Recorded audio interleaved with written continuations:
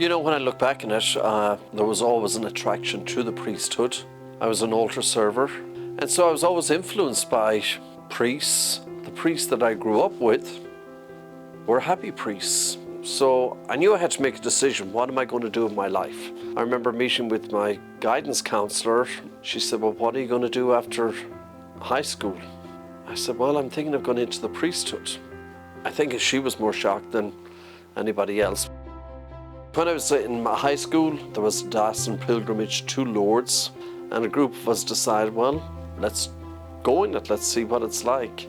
So I remember having an experience in Lourdes that I really felt a calming and just thinking about what am I going to do with my life. And it wasn't like a flash of lightning from the heavens or anything like that, but kind of more being at peace with the decision.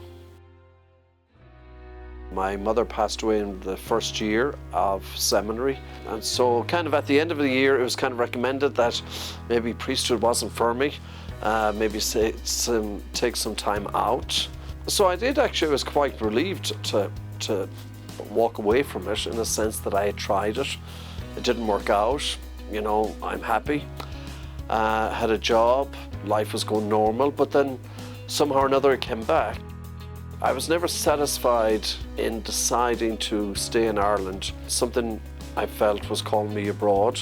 And so at that time I applied for the Society of African Missions, and then all of a sudden, due to my health, they could not accept me. I had my spleen removed when I was very young, so in the tropics at that time was not very good.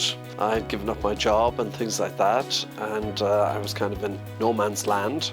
A priest friend of mine from the Diocese of Brisbane, Australia, was home on vacation. He heard my story and he said, well, I know this other seminary, why not try it? He said, let's call and ask for an appointment. And I called Sunday afternoon, and lo and behold, the rector of the seminary answered the phone. So I went the next day, had an appointment, and he said, I'll get back to you. He came back and he said, we're going to accept you. And at that time, their main preparation of priests was for the foreign missions. They asked me would I consider going to Atlanta, Georgia, which I knew nothing about Atlanta, Georgia. And I said, you know what, if they'll have me, I'll go. And so I signed up for the Archdiocese of Atlanta. They accepted me, and there it is.